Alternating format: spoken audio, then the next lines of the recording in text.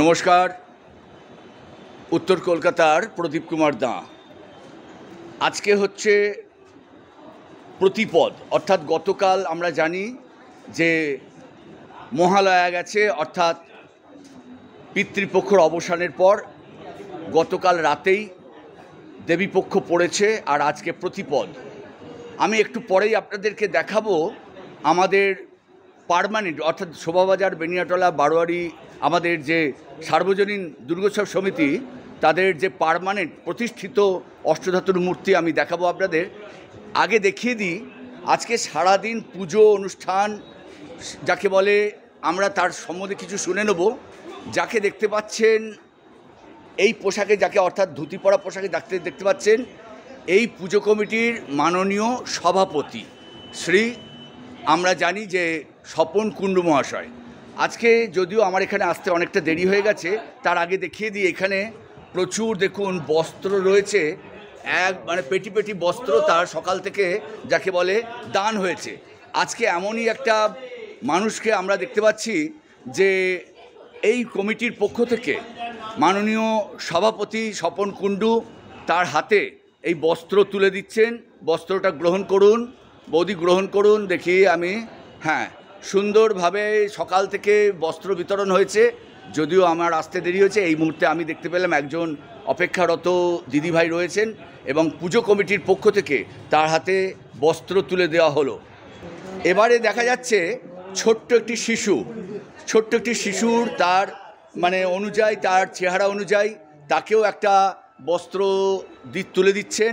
আমি দেখি তার হাতে তুলে দিচ্ছেন স্বপন কুণ্ডু মহাশয়। ধরো, তোমার নাম কি বলো? রক্তিমা দাস। রক্তিমা দাস। বাড়ি কোথায়? বাড়ি 119 বিকেপাল এভিনিউ, কলকাতা 5। বাহ, তুমি কি পড়ো? কোথায়, কোন স্কুলে, কোথায় পড়ো, কত স্কুলে? আইডিটলা বঙ্গবিদ্যালয়। আচ্ছা, তুমি এই পোশাক পেয়ে খুব খুশি? খুব খুশি। খুব খুশি। আচ্ছা, ঠিক আছে, নাও। আচ্ছা, বাহ। আজকে সকাল থেকে, অর্থাৎ গঙ্গাবক্ষে যাওয়ার পর থেকে এবং পুজো অনুষ্ঠান সারাটা দিন পল্লীতে জমজমাট ভিড়। এবং আমরা যখন দেখলাম যে এই মানুষটার সঙ্গে প্রায় 50 জনের ওপর গঙ্গাবক্ষে এগোলেন, তার মধ্যে প্রায় 8-10 জন পুরোহিত মশাই এবং ঢাকি সমস্ত গেলেন। এই ব্যাপারটা আজকে একটু খুলে বলুন স্বপনবাবু।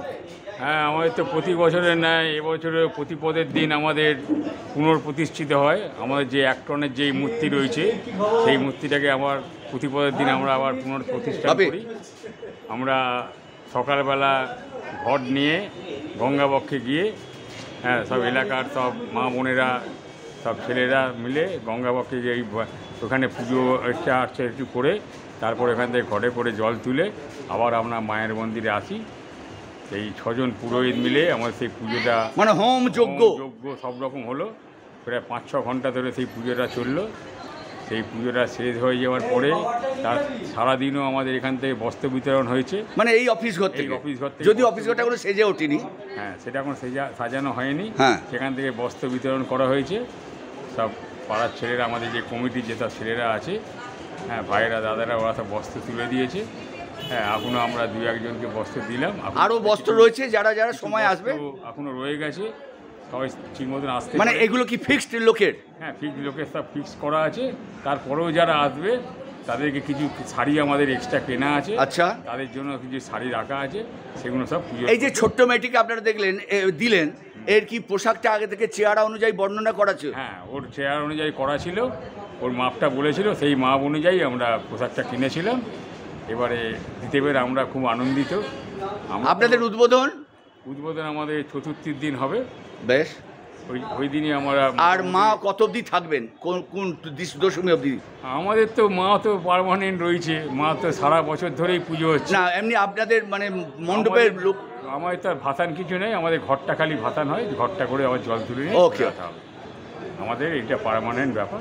স্বপন কুণ্ডু, শোভাবাজার বেনিয়াটলা সার্বজনীন দুর্গোৎসব সমিতির মাননীয় সভাপতি। এবারে আমরা দেখতে পাচ্ছি গুরুপ্রসাদ ব্যানার্জি এই পুজো কমিটির কি পদে রয়েছেন, কি বৃত্তান্ত, একটু খুব তাড়াতাড়ি আমরা শুনে নেব। শোভাবাজার দুর্গোৎসব সমিতির আমি কনভেনার এবং শোভাবাজার বেনিয়াটলা ওয়েলফেয়ার সোসাইটির এক্সিকিউটিভ মেম্বার। সবাইয়া মেডিকেল ওয়েলফেয়ার সোসাইটি চিরকালই আপনারা জানেন সবার পাশাপাশি থাকি আমরা।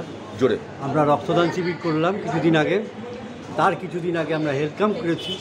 এখানে সবাইকে বিনা পয়সায় বিনামূল্যে আমরা চশমা প্রদান করেছি এবং স্বাস্থ্য পরীক্ষা পেরেছে প্রায় 120 থেকে 130 জন স্বাস্থ্য পরীক্ষা করে গেছে এবং 50 জনের মতো বিনা পয়সার চশমা তাদেরকে দেওয়া হয়েছে। আজকে আমাদের যে প্রতিষ্ঠা দিবস, মানে আমাদের যে পার্মানেন্ট মূর্তির যে প্রতিষ্ঠা দিবস, 3য় বার্ষিক পুজো বিকেল 5টায় শেষ হয়েছে। তারপরেই আমরা সমস্ত অঞ্চলের দুস্থ মানুষদের হাতে বস্ত্র তুলে দিচ্ছি এইখান থেকে ওয়েলফেয়ার সোসাইটির মাধ্যমে। ধন্যবাদ। হ্যাঁ, প্রতিবারে যে জিনিসটা বলছি জানিস, আমি আসছি আমি এদিকে শর্টটা লিখতে নিই। 47 48 আচ্ছা।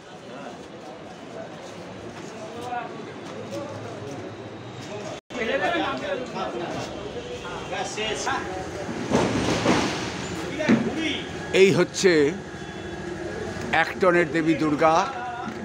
2022-এ আমাদের এই পার্মানেন্ট যে প্রতিমা, এই মন্দিরে যাকে বলে ক্রেনে করে মা এসেছেন। 1 টনের দেবী দুর্গা, অষ্টধাতুর দেবী মূর্তি।